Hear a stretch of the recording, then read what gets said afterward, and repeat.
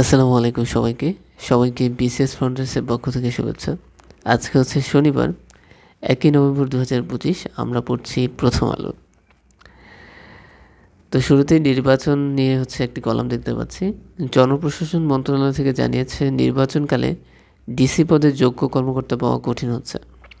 তো আমরা জানি যে আমাদের সামনে হচ্ছে ত্রয়োদশ জাতীয় সংসদ নির্বাচন। একটু কমেন্ট সেকশনে জানান যে বর্তমান প্রধান নির্বাচন কমিশনারকে। তো বিষয়টা হচ্ছে যে 2014 এবং 2018, 2024 সালের নির্বাচনে যারা গত ফ্যাসিস্ট সরকারকে হচ্ছে সহায়তা করেছে তাদেরকে এবার হচ্ছে মাঠ প্রশাসনে না রাখার সিদ্ধান্ত নিয়েছে আমাদের সরকার, এবং শুধুমাত্র ডিসি হিসেবে তাদেরকেই প্রায়োরিটি দেওয়া হবে যারা 2018 সালে সহকারী রিটার্নিং অফিসার হিসেবে কর্মরত ছিলেন। আর এই জন্যই মূলত এই সংকট দেখা দিচ্ছে। আচ্ছা, তারপর আমরা একটু দেখি অন্যান্য খবরগুলো। সমস্যার সমাধান করে নির্বাচনে মনোযোগী হবে সরকার। এখানে যে সমস্যার কথা বলা হচ্ছে সেটা হচ্ছে জুলাই সনদ বাস্তবায়নের সুপারিশ। এখানে বিভিন্ন দল বিভিন্নভাবে সনদ বাস্তবায়ন রূপরেখা চাচ্ছে। প্রথমত গণভোটের মাধ্যমে হচ্ছে আমাদের এই জুলাই সনদ আদেশ জারি হবে, যার মাধ্যমে হচ্ছে আমরা যে সংস্কার 84টি সংস্কার সেগুলো হচ্ছে আমাদের গভর্নমেন্ট হচ্ছে ইমপ্লিমেন্ট হবে। তো বিএনপি চাচ্ছে গণভোটটা হবে নির্বাচনের দিন, কিন্তু জামাত এবং হচ্ছে এনসিপি চাচ্ছে যে নির্বাচনের আগেই এই বিষয়টি নিয়ে একটি খুব ক্লিয়ার স্পষ্ট একটা ধারণা জাতীয় ঐকমত্য কমিশনকে দিতে হবে। তো এটি নিয়ে হচ্ছে প্রত্যেকে অপোজিট স্ট্যান্সে নিচ্ছে এবং এই সমস্যার সমাধান করে নির্বাচনে মনোযোগী হবে হচ্ছে সরকার। তো আমরা দেখতে পাবো খুব শীঘ্রই সরকার থেকে একটি ভালো সিদ্ধান্ত হয়তো আসবে।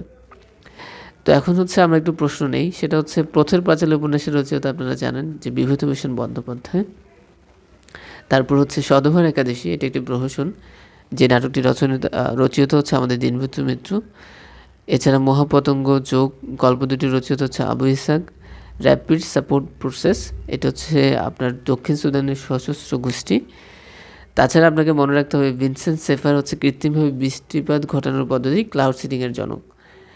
আর বিশ্বের প্রথম নেট জিরো এনার্জি মসজিদ নির্মাণ করা হচ্ছে সংযুক্ত আরব আমিরাতে। তো এই ছিল প্রথম পাতার খবর। পত্রিকার অন্যান্য গুরুত্বপূর্ণ খবরগুলোর দিকে দৃষ্টি দেব।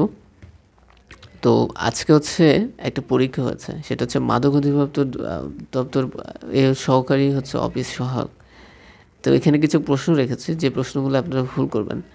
সেটা হচ্ছে 1971 সালের কত তারিখে বাংলাদেশকে 11টি সেক্টরে ভাগ করা হয়? এটা হচ্ছে 11ই এপ্রিল, ঠিক আছে। তো আমরা হচ্ছে 11ই এপ্রিল হচ্ছে আমাদের দেশটাকে হচ্ছে 11টি সেক্টরে ভাগ করা হয়, এবং এই 11টি সেক্টর হচ্ছে 3টি বড় ব্রিগেড ফোর্সের আন্ডারে ছিল, এস, জেড এবং হচ্ছে কে ফোর্স, ঠিক আছে। তো পৃথিবীর একটি শহর যেটি 2টি মহাদেশে অবস্থিত সেটা হচ্ছে ইস্তানবুল। আপনি যদি ইস্তানবুলের হচ্ছে মানচিত্রটা দেখেন, এখানে ইস্তানবুলটা মূলত ইউরোপ পড়ছে এবং হচ্ছে ইউরোপ এবং হচ্ছে আপনার এশিয়া মহাদেশের মধ্যে পড়ছে। আর এদেরকে পৃথক করেছে হচ্ছে একটা প্রণালী। এই প্রণালীটির নাম কি একটু আমাদের কমেন্ট সেকশনে জানান। আর শিল্প বিপ্লব হয়েছে 1800 শতকে, ঠিক আছে। তো আমরা একটু দেখি অন্যান্য, এখানে আরও কিছু প্রশ্ন রেখেছি। তো গতকালকে আমরা জানি যে ঘূর্ণিঝড় মন্থর নামকরণ করেছে হচ্ছে থাইল্যান্ড, এবং ম্যাকমোহন লাইনটি হচ্ছে ভারত এবং চীনের মধ্যকার সীমান্ত রেখা। আর যুক্তরাষ্ট্রকে স্ট্যাচু অফ লিবার্টি হচ্ছে উপহার দেওয়া হচ্ছে ফ্রান্স, এবং যুক্তরাষ্ট্র হচ্ছে আলাস্কা শহরটি ক্রয় করা হচ্ছে রাশিয়া থেকে। বিশ্বের প্রথম কৃত্রিম বুদ্ধিমত্তা মন্ত্রী ডিয়েলা হচ্ছে আলবেনিয়াতে নিয়োগ দেওয়া হয়েছে। 7টি তারার তিমির, এটি খুবই গুরুত্বপূর্ণ, কনফিউজ হয়ে যাবেন। এটি লেখা হচ্ছে জীবনানন্দ দাশের। আপনারা হয়তো অনেকেই হচ্ছে 7 সাগরের মাঝি, এটা লিখেছে ফরুক আহমেদ, ঠিক আছে। তো এটা কত সালে 7 সাগর মাঝি? 1944 সালে সম্ভবত। আচ্ছা, তো আমরা হচ্ছে গুরুত্বপূর্ণ আরেকটি কলম পড়বো, সেটা হচ্ছে অভিমত বিশ্লেষণ। এখানে আপনার হচ্ছে বায়ুদূষণ সম্পর্কে বলা হয়েছে।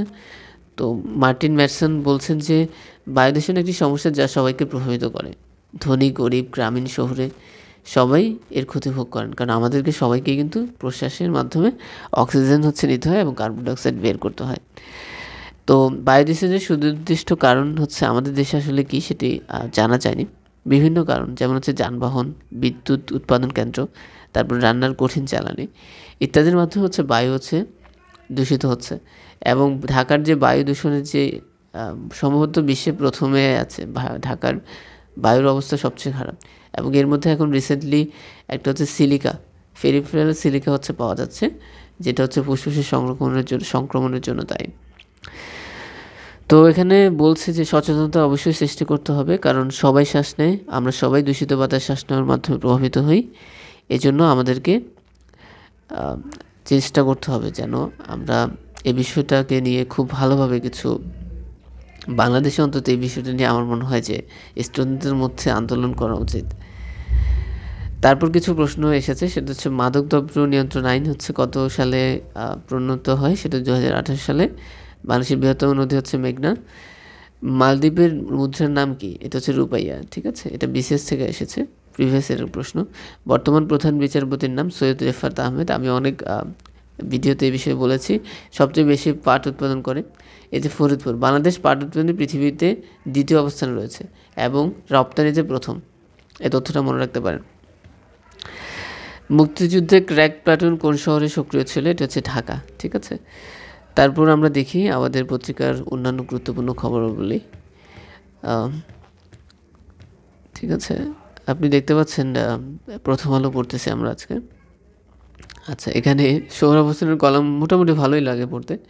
জট খুলুন, সময় কিন্তু চলে যাচ্ছে। দেখেন, মার্কিন প্রেসিডেন্ট ডোনাল্ড ট্রাম্প এবং শি জিনপিংয়ের একটা বৈঠক হয়েছে, যেটা 1 ঘন্টা 40 মিনিট হয়েছে। এটা আপনার হয়েছিল দক্ষিণ কোরিয়ার হচ্ছে বুসান শহরে, ঠিক আছে? তো এই বুসান শহরে 1 ঘন্টা 40 মিনিটে তারা বাণিজ্য বিরোধ মীমাংসা করতে পেরেছে। কিন্তু আমাদের রাজনৈতিক দলগুলো যে জুলাই সনদ নিয়ে এটি কিভাবে বাস্তবায়ন হবে এই বিষয়ে এখনও কোনো ঐক্যমত্যে পৌঁছাতে পারছে না। তো বুঝতে পারছেন যে আমরা আসলে পলিটিক্যাল কতটা ফ্র্যাজাইল একটা এনভায়রনমেন্ট হচ্ছে আমাদের দেশে। তো অনেক আলোচনার বিতর্কের পর 17 অক্টোবর হচ্ছে দক্ষিণ প্লাজায় হচ্ছে জুলাই সনদ সই হয়েছে। কিন্তু 4টি বামপন্থী দল রাষ্ট্রের মূলনীতি পরিবর্তন করার প্রতিবাদে সনদে সই দেয়নি, তাতে অবাক হয়নি। কিন্তু ছাত্রনেতা থেকে গড়ে ওঠা জাতীয় নাগরিক পার্টি, যারা জুলাই সনদের দাবিটি প্রথম তুলেছিল, তাদের সই না দেওয়া অস্বাভাবিক, ঠিক আছে?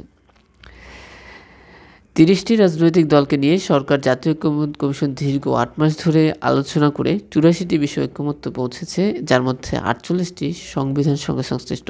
সেহেতু এগুলার আইনি ভিত্তি তৈরির জন্য জাতীয় ঐক্যমত্য কমিশনের পক্ষে সুপারিশ করা হয়েছে, যা নিয়ে আবার মতভেদ দেখা দিয়েছে। মানে সমস্যার পর সমস্যা। মানুষ চাচ্ছে যে দেশটা যে অলরেডি হচ্ছে 15 বছর আপনাদেরকে কিন্তু গত সরকার কিন্তু আপনাকে আমাদেরকে একদম মানে আমাদের যা ছিল সব নিয়ে গেছে। এখন যদি আপনারা সচেতন না হন এই যে এত কিছুর পরেও, তাহলে দেখা যাবে যে দিন শেষে এই দেশে আসলে বেঁচে থাকা, নিঃশ্বাস নেওয়াটাও হচ্ছে অনেকের জন্য কষ্টকর হবে। যাই হোক, তো প্রথম আলোর প্রতিবেদনে বলা হয় যে রাজনৈতিক দলগুলোর মধ্যে তীব্র অনৈক্যের কারণে জুলাই সনদ সমস্যার প্রস্তাব বাস্তবায়নে দুরূহ চ্যালেঞ্জ দেখছে সরকার। তো সরকার হচ্ছে তাদেরকে সই করাতে পারলেও কিন্তু এটি কীভাবে এখন সমাধান করবে এই বিষয়ে সরকার কিন্তু খুব ক্লিয়ারলি কিছু বলতে পারছে না। কারণ যদি একই দিনে ভোট করার পক্ষে সরকার সিদ্ধান্ত নেয়, তাহলে জামাত এবং এনসিপি কি মেনে নেবে? আর যদি সংসদ নির্বাচনের আগে গণভোট হয়, বিএনপি কি তা গ্রহণ করবে? যদি না করে, তাহলে সেটি কী পরিস্থিতি তৈরি করবে? মানে একটার পর হচ্ছে একটা বিশৃঙ্খল অবস্থা সৃষ্টি হচ্ছে। ভারত যুক্তরাষ্ট্রের মধ্যে 10 বছর মেয়াদী প্রতিরক্ষা চুক্তি সই করেছে। ইনি হচ্ছে পিট হেগসেথ, প্রতিরক্ষা মন্ত্রী যুক্তরাষ্ট্রের। আর এটি হচ্ছে রাজনাথ সিং, ভারতের হচ্ছে প্রতিরক্ষা মন্ত্রী, ঠিক আছে? তো তারা 10 বছরে প্রতিরক্ষা খাতে পারস্পরিক সহযোগিতা বৃদ্ধি করতে একটি রূপরেখা চুক্তি স্বাক্ষর করেছে। তো গতকাল মালয়েশিয়ার কুয়ালালামপুরে ভারতের প্রতিরক্ষামন্ত্রী রাজনাথ সিংয়ের সঙ্গে এক বৈঠকের পর হেগসেথ এই ঘোষণা দেন। তো এই চুক্তিটি স্বাক্ষরিত হচ্ছে মালয়েশিয়ার কুয়ালালামপুরে। ঠিক আসিয়ানের হচ্ছে সম্মেলন হয়েছিল, কিন্তু এবার 47 যেটা, সেটা হচ্ছে আপনার হয়েছে মালয়েশিয়ার কুয়ালালামপুরে, এবং সেখানে কিন্তু দুটি দেশের মধ্যে শান্তি চুক্তি স্বাক্ষরিত হয়েছে, যেটাই হচ্ছে মধ্যস্থ করেছিল ডোনাল্ড ট্রাম্প। ভোটের আগে এগিয়ে থাকার লড়াই এনেকে তিনেন নিউ ইয়র্কে হচ্ছে ডেমোক্রেটিক দলের প্রার্থী জোহরা মামদানি। তো আমরা জানি যে নিউ ইয়র্কে হচ্ছে ডেমোক্রেটিকদের একটা ভালো আছে, দেখা যাক শেষমেশ কী হয়। ট্রাম্পের এশিয়া সফর ছিল কূটনীতিক নাটকীয়তার। এই যে 5 দিন এটি সবচেয়ে বড় সফর করেছেন, এবং এটি তার সবচেয়ে দীর্ঘ বিদেশ সফর, এবং দেশে ফিরে তাকে জটিল অর্থনৈতিক পরিস্থিতি এবং দীর্ঘায়িত অচল অবস্থার মুখোমুখি হতে হচ্ছে। তো রিসেন্টলি বলা হচ্ছে যে ডলারের দাম কমবে, এবং পৃথিবীর অন্যান্য দেশগুলো হচ্ছে অলরেডি রিজার্ভ হিসেবে গোল্ড হচ্ছে রিজার্ভ করতে শুরু করেছে। তো তার মানে বোঝা যাচ্ছে যে যুক্তরাষ্ট্রের অর্থনৈতিক অবস্থা ভালো না। ইভেন যারা বাইরে পড়াশোনা করছে, যারা চাকরি করছে, তারা এই বিষয়গুলো ফেস করছে, কারণ বিভিন্ন জায়গায় বিভিন্ন ইনস্টিটিউট এখন ফান্ডিং বন্ধ করে দিচ্ছে। তো আরেক জাদুঘরে দুর্ধর্ষ চুরি, এটি হয়েছে আপনার ওকল্যান্ড মিউজিয়াম অফ ক্যালিফোর্নিয়াতে, ঠিক আছে। রিসেন্টলি লুভার মিউজিয়ামে চুরি হয়েছে, যেখানে লিওনার্দো দা ভিঞ্চির মোনালিসা চিত্রকর্মটি আছে ফ্রান্সে। তো এই হচ্ছে আজকের প্রথম আলো। আমি চেষ্টা করেছি গুরুত্বপূর্ণ তথ্যগুলো আপনাদের মাঝে তুলে ধরার। যাদের ভিডিওগুলো ভালো লাগছে তারা একটু আমাদের চ্যানেলটা সাবস্ক্রাইব করবেন, কারণ আপনাদের সাবস্ক্রাইবে কিন্তু হচ্ছে আমাদেরকে নতুন ভিডিও হচ্ছে আনতে অনুপ্রাণিত করে। এখানে একটা প্রশ্ন রেখেই আপনাদের আজকের ভিডিওটা শেষ করছি, সেটা হচ্ছে মিশরের সবচেয়ে বড় পিরামিড হচ্ছে কার, ঠিক আছে। এটা একটু কমেন্ট সেকশনে জানান। ধন্যবাদ সবাইকে, আসসালামু আলাইকুম।